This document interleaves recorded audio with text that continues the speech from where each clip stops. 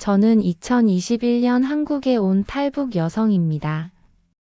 함경북도 청진에서 장마당 장사를 하며 살았습니다. 오늘 여러분께 제 이야기를 하려고 합니다. 쉽지 않은 이야기입니다. 부끄러운 이야기이기도 합니다. 하지만 누군가는 해야 하는 이야기라고 생각합니다. 북한에서는 성에 대해 말하지 않습니다. 학교에서도, 집에서도, 친구들 사이에서도 입 밖에 꺼내서는 안 되는 주제였습니다. 하지만 말하지 않는다고 해서 그것이 존재하지 않는다는 뜻은 아니었습니다. 오히려 말할 수 없기 때문에 더 많은 일들이 어둠 속에서 일어났습니다. 그리고 그 어둠 속에서 여성들은 홀로 고통받았습니다. 제가 겪은 일들을 이제야 성폭력이라고 부를 수 있게 되었습니다. 북한에 있을 때는 그냥 살기 위해 견뎌야 하는 일이라고 생각했습니다. 여자로 태어났으니 당해야 하는 일이라고 체념했습니다. 하지만 한국에 와서 상담을 받고 다른 탈북 여성들을 만나면서 알게 되었습니다. 제가 겪은 것은 제 잘못이 아니었다는 것을, 그것은 구조적인 폭력이었다는 것을 말입니다. 이야기는 2010년대 초반으로 거슬러 올라갑니다. 당시 저는 30이 조금 넘은 나이였고 두 아이의 엄마였습니다. 남편은 공장에 다녔지만 월급이 나오지 않았습니다. 배급도 끊긴 지 오래였습니다. 우리 가족이 먹고 살려면 제가 장사를 해야 했습니다. 새벽 4시면 일어나 장마당으로 갔습니다. 중국에서 넘어온 생활용품들을 팔았습니다. 비누, 치약, 화장품, 옷가지들이었습니다. 불법이라는 것을 알았습니다. 북한에서의 중국 제품을 파는 것은 사회주의 계획 경제를 어지럽히는 행위로 간주되었습니다. 하지만 북한 제품은 질도 나쁘고 구하기도 어려웠습니다. 사람들은 모두 중국 제품을 원했습니다. 장마당에는 저 같은 여성들이 넘쳐났습니다. 모두 가족을 먹여 살리기 위해 나온 사람들이었습니다. 아침 일찍 나와서 저녁 늦게까지 자리를 지켰습니다. 팔리는 날도 있었고 팔리지 않는 날도 있었습니다. 비가 와도 눈이 와도 아파도 나가야 했습니다. 하루라도 장사를 쉬면 그날 저녁 밥상이 텅 비었기 때문입니다. 처음 장사를 시작했을 때는 몰랐습니다. 다른 언니들이 왜 보안원들만 오면 그렇게 긴장하는지 이해하지 못했습니다. 나이든 언니 하나가 제게 귀띔해줬습니다. 보안원들 눈에 띄지 않도록 조심하라고. 만약 찍히면 계속 괴롭힘을 당할 거라고. 그때는 그 말의 진짜 의미를 몰랐습니다. 매주 화요일과 금요일이 되면 시장 단속반이 왔습니다. 명목은 불법 중국 상품 단속이었지만 실제로는 뇌물을 뜯어가기 위한 것이었습니다. 단속반이 온다는 소식이 들리면 상인들은 재빨리 물건을 숨겼습니다. 미리 구멍을 파두었거나 가방 속에 넣어두었다가 뛰어나가기도 했습니다. 하지만 매번 피할 수는 없었습니다. 어느 날 저는 중국산 화장품을 펼쳐놓고 있다가 보안원에게 적발되었습니다. 박동무라고 불리는 40대 중반의 남자였습니다. 그는 제 물건들을 하나하나 뒤적이며 혀를 찼습니다. 이거 다 압수해야 하는데 어떻게 할 거냐고 물었습니다. 저는 떨리는 손으로 주머니 속 돈을 꺼냈습니다. 한 달 동안 모은 돈의 절반이었습니다. 아이들 학용품 사주려고 모아둔 돈이었습니다. 박동무는 돈을 세어보더니 고개를 저으며 이것만으로는 부족하다고 했습니다. 그는 제게 저녁에 자기 사무실로 오라고 했습니다. 그 말을 듣는 순간 온몸이 얼어붙는 것 같았습니다. 저는 그 말의 의미를 알았어요. 시장의 다른 여성들에게서 비슷한 이야기를 들은 적이 있었습니다. 하지만 설마 제게 그런 일이 일어날 거라고는 생각하지 못했습니다. 집으로 돌아가는 길에 머릿속이 복잡했습니다. 가지 않으면 구류장에 끌려갈 것이고 그러면 벌금을 내야 하는 상황이었어요. 벌금을 낼 돈이 없으면 한 달 이상 구금될 수도 있었습니다. 그 사이 아이들은 누가 돌봅니까?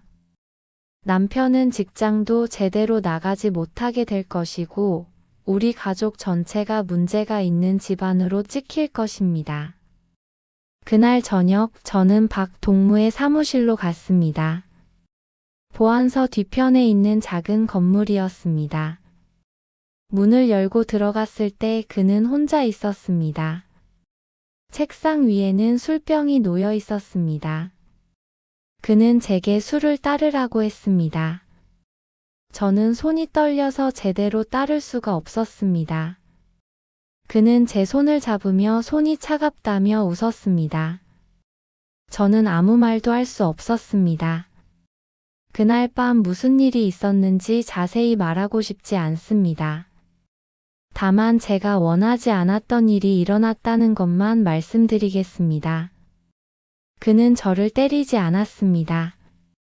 칼을 들이대지도 않았습니다. 하지만 저는 거부할 수 없었습니다. 거부하면 제 가족 전체가 위험에 처할 것을 알았기 때문입니다. 집으로 돌아가는 길에 울었습니다.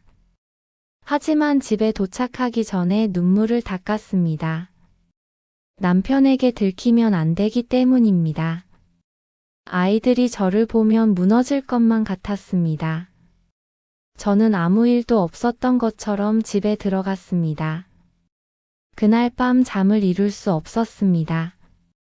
옆에서 코를 고는 남편을 보면서 생각했습니다. 이것이 강간인가 아닌가? 제가 거기에 자발적으로 갔으니 강간이 아닌가? 하지만 제가 원했던 것은 아니지 않은가? 명백한 폭력은 없었지만 그렇다고 동의한 것도 아니었습니다. 그 일은 그날로 끝나지 않았습니다. 일주일 후 박 동무가 다시 시장에 나타났습니다. 그는 저에게로 와서 다시 사무실로 오라고 했습니다. 이번에는 명분도 없었습니다. 그냥 오라고 했습니다. 6개월 동안 저는 한 달에 두세 번씩 그를 만나야 했습니다. 그래야 장사를 계속할 수 있었습니다.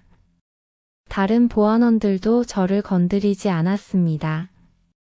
박 동무의 여자라는 소문이 돌았기 때문입니다. 시장의 다른 여성들은 알았습니다. 하지만 아무도 말하지 않았습니다. 왜냐하면 그들도 비슷한 상황에 있었기 때문입니다.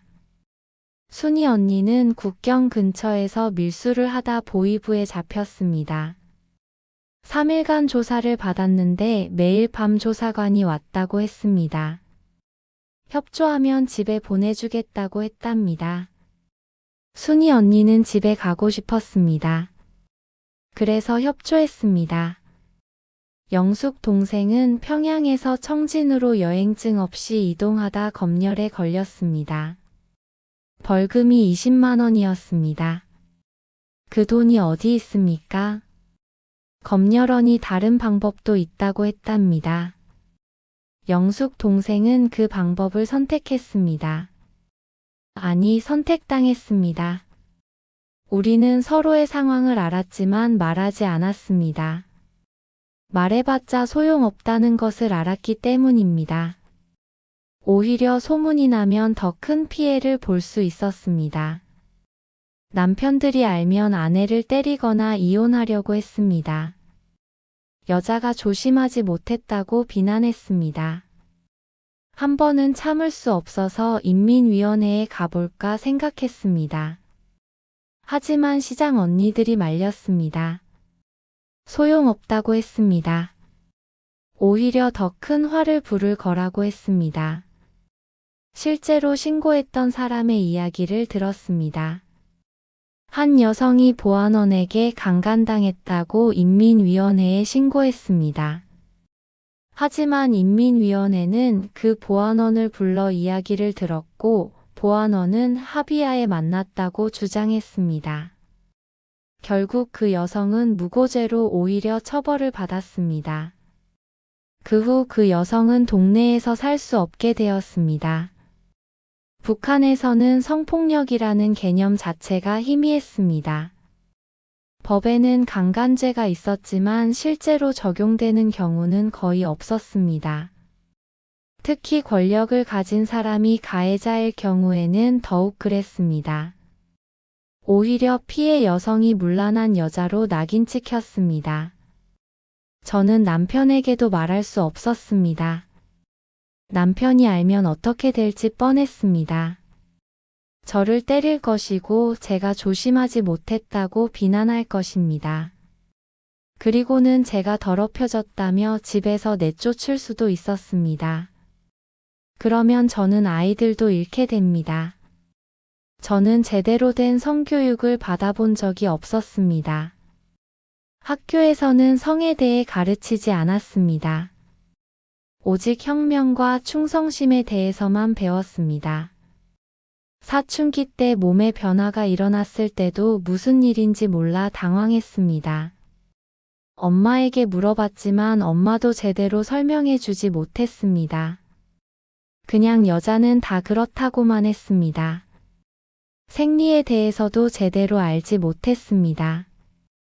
처음 생리를 했을 때 제가 큰 병에 걸린 줄 알고 울었습니다.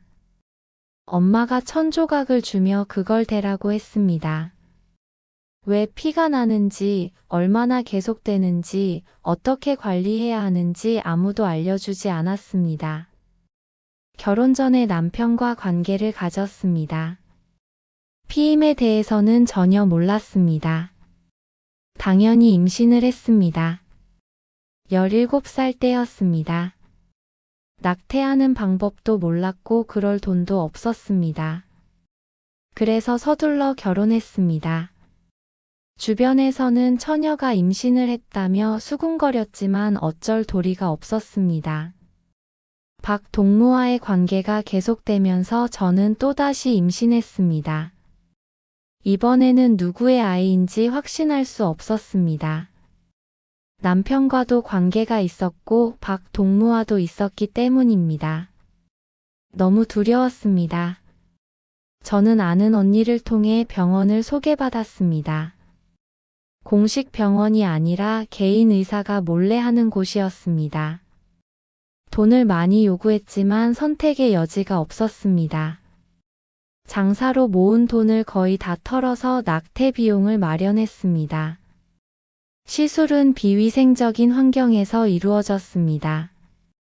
마취도 제대로 되지 않았습니다.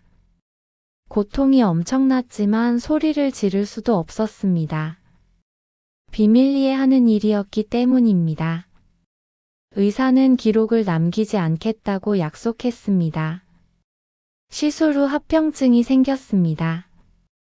출혈이 계속되었고 열이 났습니다. 하지만 병원에 갈 수도 없었습니다.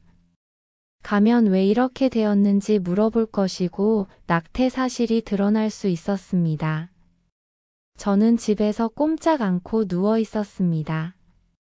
남편에게는 감기에 걸렸다고 거짓말했습니다. 다행히 2주 정도 지나니 상태가 나아졌습니다. 하지만 그 후유증은 오래 남았습니다. 생리통이 심해졌고 아랫배가 자주 아팠습니다. 한국에 와서 검사를 받았을 때 의사가 자궁에 손상이 있다고 했습니다. 비위생적인 시술 때문이었을 거라고 했습니다. 북한에서 낙태는 불법이었지만 암암리에 많이 이루어졌습니다. 피임 방법을 모르니 원치 않는 임신이 많았고 경제적으로 아이를 키울 수 없는 사람들이 많았습니다. 하지만 공식적인 의료 지원은 없었기에 모두 이런 식으로 위험하게 낙태를 했습니다. 시장에서의 고통 외에도 저는 집에서도 고통받았습니다. 남편은 자신이 돈을 벌지 못한다는 사실에 큰 자괴감을 느꼈습니다. 그 자괴감은 술과 폭력으로 표출되었습니다. 남편은 저녁마다 술을 마셨습니다. 술을 마시면 돌변했습니다. 제가 밖에서 무슨 짓을 하고 다니느냐고 다그쳤습니다. 여편네 주제에 밖에 나돌아다닌다며 욕했습니다. 장사하지 말라고 했습니다. 남자 체면이 깎인다는 것이었습니다. 하지만 장사를 안 하면 뭘 먹고 삽니까? 제가 벌지 않으면 온 가족이 굶어야 합니다. 그 사실을 남편도 알면서 저에게 화풀이를 했습니다. 때리고 욕하면서 자신의 무력함을 달랬습니다. 아이들은 그 모습을 보며 자랐습니다.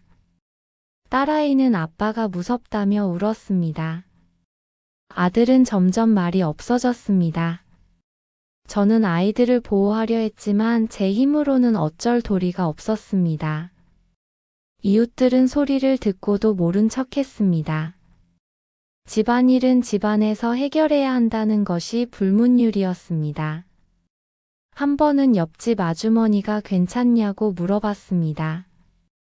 저는 괜찮다고 거짓말했습니다. 괜찮지 않다고 말해봤자 달라지는 것은 없었습니다. 인민위원회에 신고할 수도 있었습니다. 하지만 신고하면 부부싸움으로 치부될 뿐이었습니다. 오히려 여자가 남편을 잘 모시지 못해서 그렇다는 비난을 들을 수 있었습니다. 그래서 저는 그냥 참았습니다. 맞으면서도 아무 말 하지 않았습니다. 2010년대 후반이 되자 사회 분위기가 조금씩 변하는 것 같았습니다. 특히 젊은 세대들 사이에서 변화가 느껴졌습니다. 중국 드라마와 영화를 몰래 보는 젊은이들이 늘었습니다. USB에 담긴 한국 드라마도 몰래 유통되었습니다.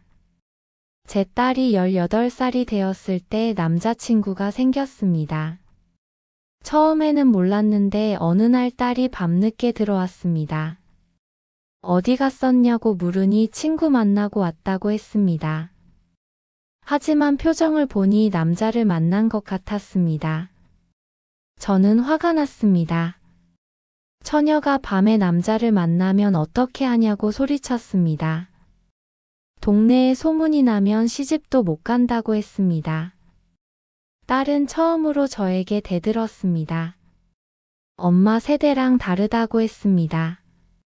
지금은 연애할 권리가 있다고 했습니다. 저는 당황했습니다. 제가 알던 북한과 딸이 살고 있는 북한이 다른 것 같았습니다. 딸의 친구들 중에는 혼전의 성관계를 하는 아이들도 있다고 했습니다. 심지어 동거하는 커플도 있다고 했습니다. 저는 이해할 수 없었습니다. 처녀가 몸을 허락하면 나중에 버림받는다고 배웠습니다. 결혼 전까지 순결을 지켜야 한다고 배웠습니다. 하지만 딸 세대는 달랐습니다. 그들은 사랑하면 관계를 가질 수 있다고 생각했습니다. 저는 딸을 말리고 싶었습니다. 하지만 무슨 말을 해야 할지 몰랐습니다. 제가 순결을 지켰습니까? 저는 권력 앞에 무릎 꿇은 사람이었습니다. 제가 뭐라고 딸에게 도덕을 이야기할 수 있습니까? 그 생각을 하니 말문이 막혔습니다. 2018년 저는 더 이상 견딜 수 없었습니다. 박동무는 이제 저에게 관심이 없어졌습니다. 더 젊은 여성에게 갔습니다. 하지만 다른 보안원이 또 나타났습니다. 김동무라는 30대 남자였습니다. 그는 박동무보다 더 노골적이었습니다. 끝이 없었습니다. 한 명이 가면 또 다른 한 명이 왔습니다. 저는 물건이 된 기분이었습니다. 팔려다니는 상품 같았습니다. 더 이상 인간으로 대우받지 못했습니다. 딸아이도 이제 커서 장사를 돕기 시작했습니다. 딸이 시장에 나오는 것을 보안원들이 눈여겨보는 것을 느꼈습니다. 언젠가 딸에게도 똑같은 일이 일어날 것 같았습니다. 그 생각을 하니 견딜 수 없었습니다. 그래서 탈북을 결심했습니다. 브로커를 수소문했습니다. 돈이 많이 든다고 했습니다. 저는 몇 달 동안 악착같이 돈을 모았습니다. 남편과 아들에게는 미안했지만 딸만이라도 데리고 나가고 싶었습니다. 2018년 겨울 저와 딸은 압록강을 건넜습니다. 얼음이 얼어서 걸어갈 수 있었습니다. 뒤돌아보니 북한의 불빛이 보였습니다. 남편과 아들을 두고 온다는 죄책감이 밀려왔습니다. 하지만 되돌아갈 수는 없었습니다. 중국에 도착했을 때 브로커가 기다리고 있었습니다. 그는 저희를 어느 집으로 데려갔습니다. 거기서 며칠 숨어 지내야 한다고 했습니다.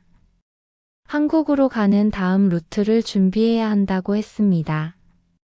하지만 며칠이 지나도 연락이 없었습니다. 일주일이 지나고 열흘이 지났습니다. 저는 불안해졌습니다. 뭔가 잘못되고 있다는 느낌이 들었습니다. 어느 날 브로커가 다른 남자를 데리고 왔습니다. 50대로 보이는 중국 남자였습니다. 브로커가 말했습니다. 한국 가려면 돈이 더 필요한데 지금 가진 돈으로는 부족하다고. 이 남자에게 시집 가면 한국 갈 돈을 마련할 수 있다고 했습니다. 저는 거절했습니다. 저는 이미 결혼한 몸이고 딸과 함께 한국에 가려고 온 거라고 했습니다.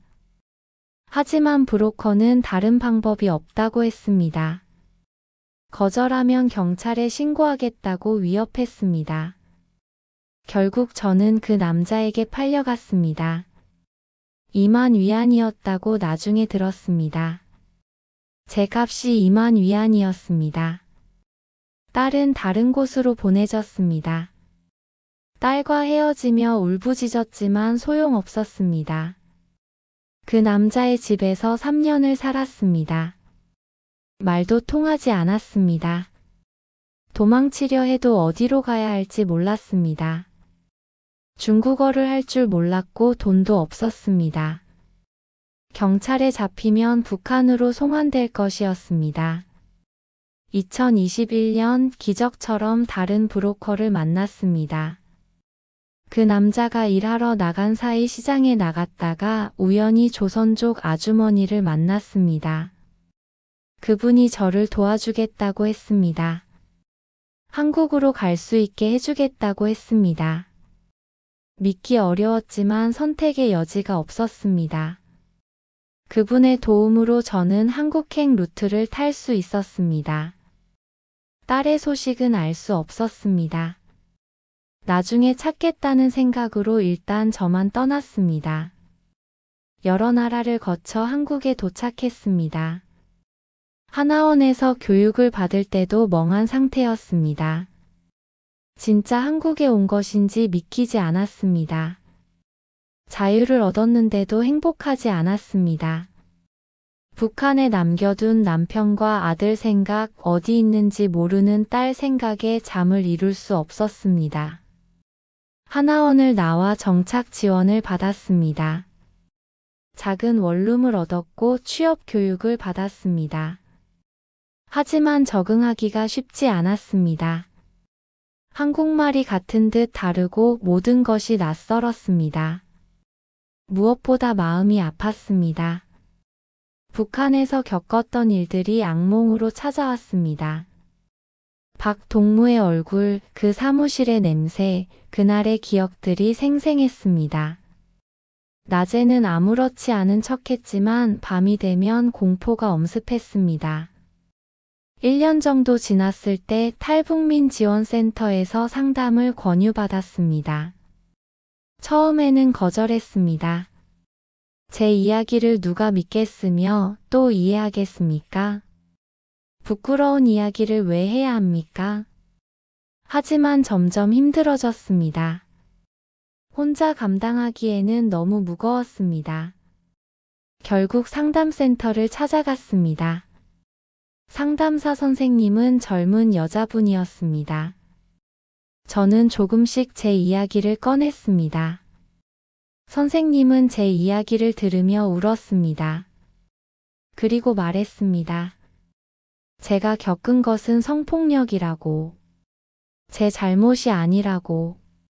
저는 피해자라고. 그 말을 듣는 순간 눈물이 쏟아졌습니다. 저는 북한에서 그것을 성폭력이라고 생각하지 못했습니다.